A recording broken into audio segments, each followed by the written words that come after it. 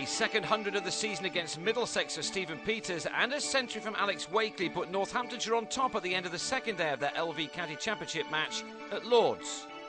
The day began with Middlesex still batting, and number 11 Pedro Collins took his tally into double figures. But the final wicket fell in the fifth over of the day as the West Indians swung at and edged Chaminda Vaas, who ended with figures of 4 for 49. Middlesex all out for 347. Northamptonshire found it tough at the start of their reply. Ben Haugago was fortunate when he got an inside edge to a ball from Collins, which was not far from ricocheting into his stumps. He managed to make 23 out of a score of 44 when Collins trapped him leg before as he played across his front pad. Mal Loy then found life really difficult.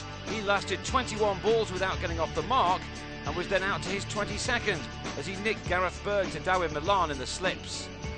Wakely nearly followed Loy back into the pavilion, but this edge fell a fraction short of the fielders. Batting against the new ball had not been at all easy, but with the shine now going on a hot day in London, conditions did become more batsman friendly, and Wakely and Peters were going to make the most of it. Middlesex must be fed up of seeing Peters bat. He scored a match-winning 183 not out in the reverse fixture at Wantage Road earlier on this season, and he was looking good again.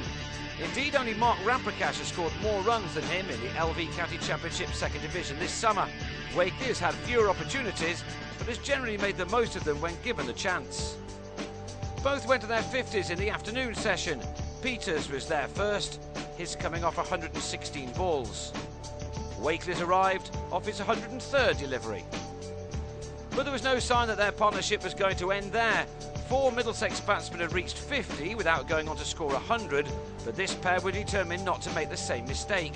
By tea, they'd taken the total to 177 for 2, with their standard 119, but it was to be a while yet before Middlesex tasted any success. After the break, both batsmen went to their deserved hundreds. Wakely overtook his partner to get there first. It was only the second of his career and came from 174 balls. Peters was slightly slower, taking him 202 deliveries, but it was his third in a highly productive season to date. After 54 overs without a wicket, in which Wakely and Peters added 182 for the third wicket, Sean Udall finally broke through as Wakely chipped him to mid-on, where Berg held on to a low chance. Wakely's 108 was just 5 short of his career best. And with that dismissal, the game suddenly changed a bit. Peters could easily have been run out at the non-striker's end. He was then dropped behind by John Simpson off Milan. Udall then dismissed Rob White, who went on the attack and was caught by a good running catch from Danny Evans. New ball was taken and almost brought an end to Nicky Bowyer's innings, as he was well beaten by Tim Murtagh. But the former Northamptonshire captain and Peters managed to see out the remaining overs of the day. Bowyer finished on 12, while Peters ended another excellent day for him as he headed back to the pavilion having accrued a score of 115 not out. Northamptonshire then will resume on day 3 on 280 for 4 and still in a good position, just 67 runs behind.